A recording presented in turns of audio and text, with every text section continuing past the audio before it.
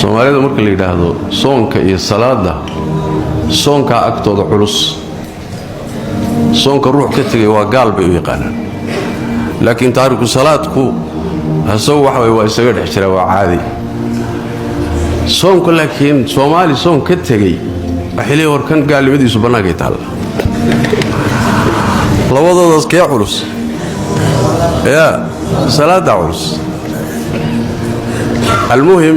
ninaan tukanaynin hadana aan soomaynin waa kan soo sheegnay ruux hadduu salaada ka tago ala raajix inuu gaal yahay xadiiska nabiga sallallahu alayhi wasallam aan ku cadoonaga xalay masalada ka soo jawaabnay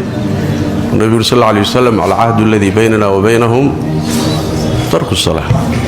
العهد الذي بيننا وبينهم الصلاة فمن تركها فقد كفر بين الرجل وبين الشرك والكفر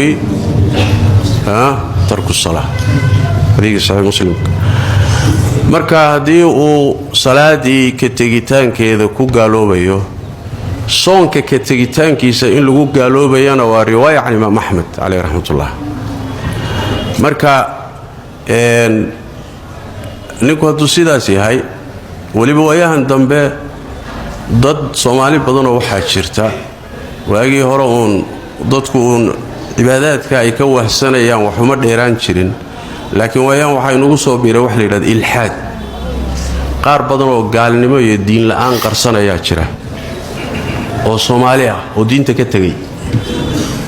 waliba waxay u badan yihiin dadka qurbaha ka yimaada salada aad ugu baraaruga marka way dhici kartaa inuu baabka yahayna waa suurto laakiin waxa ku filan marba hadduu salaada ka tagay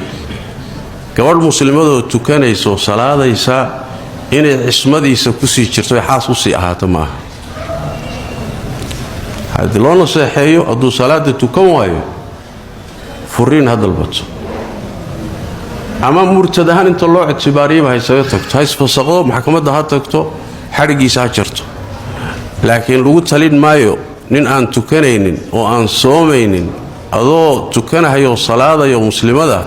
xaas u sii ahaw oo ka ilmi dhalo lagu talin maayo